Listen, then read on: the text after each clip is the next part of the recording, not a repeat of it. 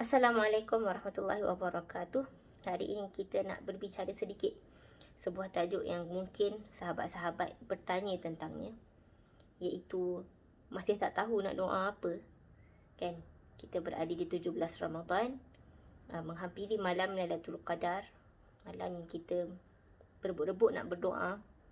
Bahkan sewaktu sepanjang puasa ni pun kita mengumpul doa kerana kita tahu antara orang yang doanya mustajab adalah doa orang yang berpuasa. Jadi rugi sangat-sangat kalau dalam bulan Ramadan ni kita tidak mengambil peluang untuk berdoa. Saya nak merujuk kepada Al-Quran.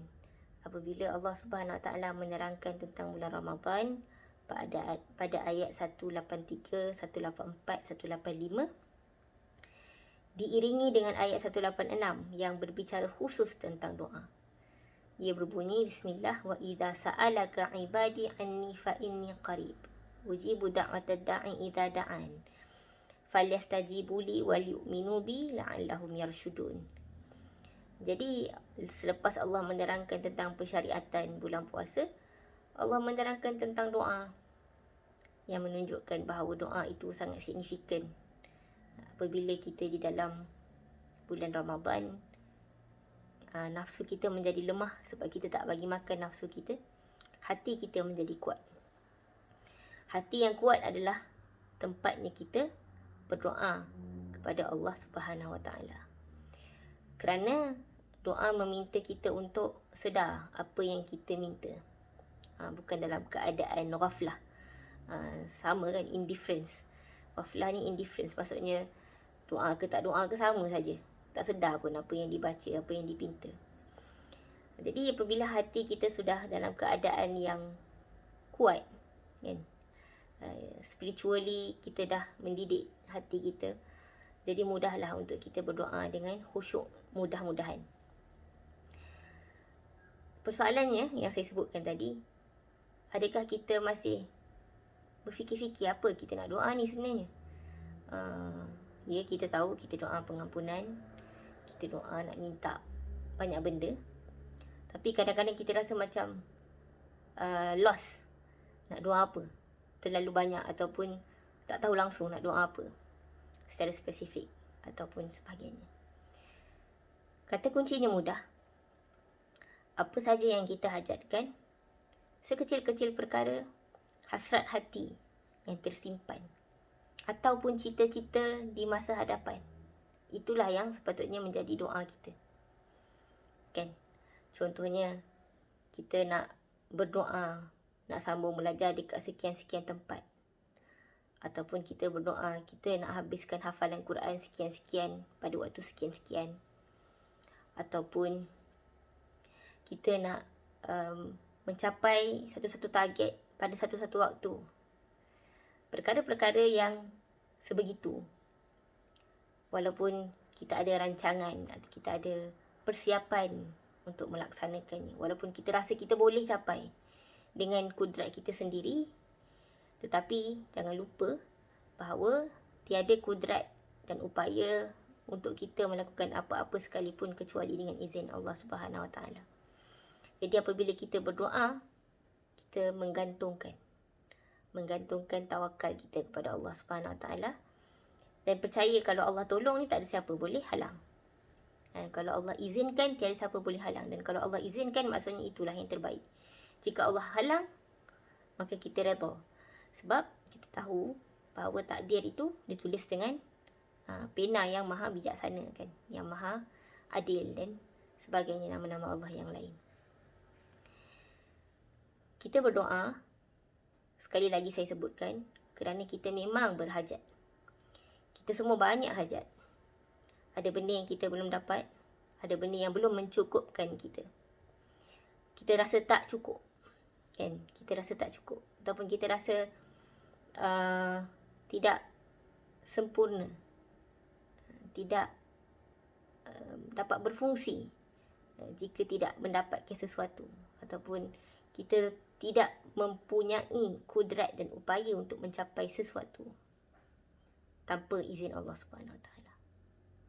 Itu yang disebut sebagai fakir, kefakiran. perkataan fakir diambil daripada perkataan bahasa Arab. Fiqrah, kalau tak silap saya, iaitu tulang belakang. Salah satu daripada tulang belakang, tempat kita bersandar, meminta kekuatan. Apa tu? Inilah, bersandar lah kan. Dan orang yang fakir seakan-akan orang yang patah ataupun hancur tulang belakangnya.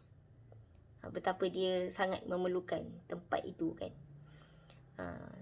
Jadi kita tahu itulah keadaan seorang fakir, yang mana dalam Al-Quran, dalam surah Fatir ada disebut, Ya ayuhan nas antumul fuqara'u ilallah. Wahai manusia, kamu semua ini fakir di hadapan Allah. Wallahu huwal ghaniyul hamid. Dan Allah itu huwal ghani. Al-ghani ni adalah sifat yang lawan kata dengan fakir tadi. Al-hamid, yang maha terpuji. Kata sebahagian ulama, sifat al-ghani, yang maha kaya, yang maha cukup, yang maha segalanya, maksudnya sempurna, cukup bagi dia.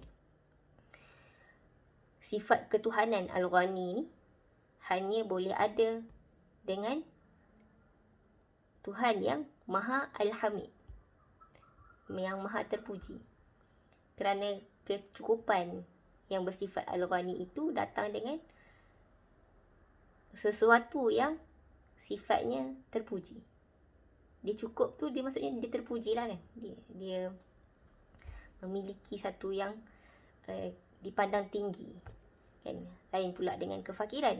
Bila kita tiada ni, kita di tempat yang meminta, rendah kan.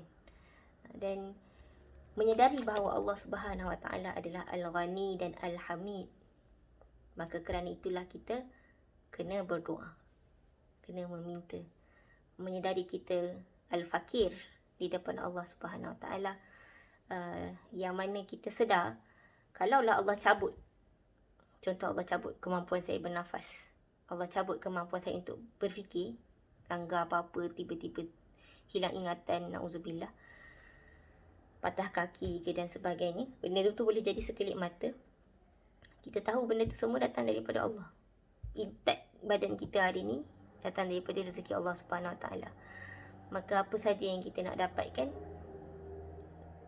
jangan kedekut untuk meminta daripada Allah Subhanahu Wa Taala yang memungkinkan sesuatu itu boleh berlaku. Itulah, kalau tidak ada lagi doa ataupun masih blur-blur lagi nak doa apa, lihatlah segenap hajat kita, listkan apa saja keinginan yang ada dalam hati kita, tuliskan, susunkan dalam permintaan dan permohonan doa kan. Kita nak keluarga yang bahagia hari ni, kita nak menjadi anak soleh contohnya, kita nak ada hubungan baik dengan seseorang, kita nak rasa cukup dari segi kewangan, tak nak berhutang, tak nak dikuasai oleh orang dalam apa-apa saja yang kita buat.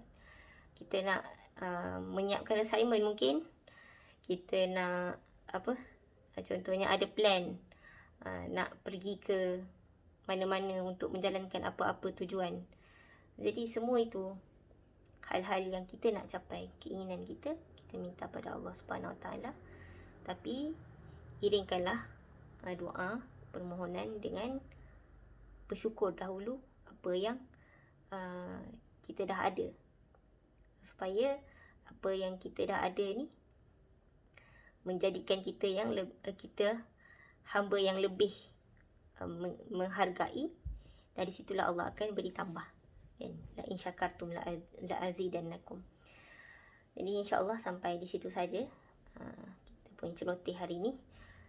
Doakan saya, saling mendoakan, semoga kita menjadi orang-orang yang beruntung di dalam bulan Ramadan, diberi keampunan, diterima amalan, digolongkan dalam orang-orang yang berjaya kan, di akhir hari dapat mencapai ataupun dapat mendidik ketakwaan, kemudian dapat membesarkan Allah atas apa yang diberikan petunjuknya kepada kita. Sampai di sini saja insya-Allah. Jumpa lagi. Assalamualaikum.